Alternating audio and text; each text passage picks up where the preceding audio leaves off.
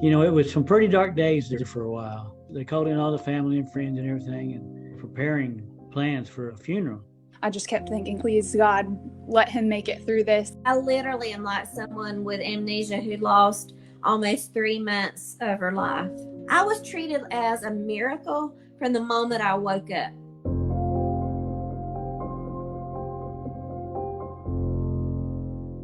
I thought it was a chest cold, and that's what I told my boss at work is it's just a chest cold. I'll be back, a couple of days. I was actually in quarantine, and I was having to sit there all day by myself, and I was getting bored, wanting to go back to work.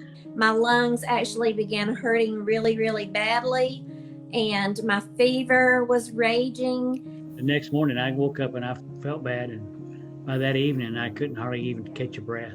When I got to the hospital, my wife dropped me off. I said goodbye, we hugged and whatnot. I just thought it was going to be like, go in there, figure out what's wrong, and she'd take me home. It just got worse, and they put me to sleep. That's the last I really remember.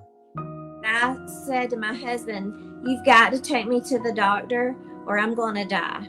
I completely zoned out. I was in the hospital for 95 days, and I remember hardly none of it. I know from her chart that she was very sick when she presented. She was very ill and required to be intubated almost right away. He was already unconscious when he got to the ICU. I think that they had intubated him when he was still on the floor. I realized how swollen he was. That's something that we see with a lot of patients, especially when they get down the road of COVID. We had her on the ventilator for a while. The longer they remain on the ventilator, the higher the chances of something else happening. Her oxygen numbers just started to plummet, just very, very low. That was when I had to call the family and ask them to come by because I was not sure that she was going to hang in for long. I think that I was worried he was not going to make it. A week before that, there was a time when we had about 5 different patients all crashing at the same time. It is a small hospital. There's not very many nurses that work per shift. And so to have that many people going down all at once was just overwhelming. Unfortunately, a lot of the work that everyone does in the medical field is tainted by the downsides, the sad stories. But this cases like her gives us a second, third, fourth breath to keep on going. So it was very emotional to hear finally the voice of someone who you've been taking care of.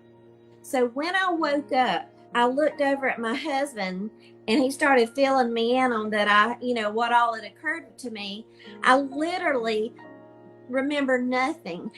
I missed Thanksgiving, Christmas, my birthday, my dad's funeral. I missed a lot of things, and I didn't know that I missed them. Of course, we wonder what happened in her case that made a difference. I truly don't know.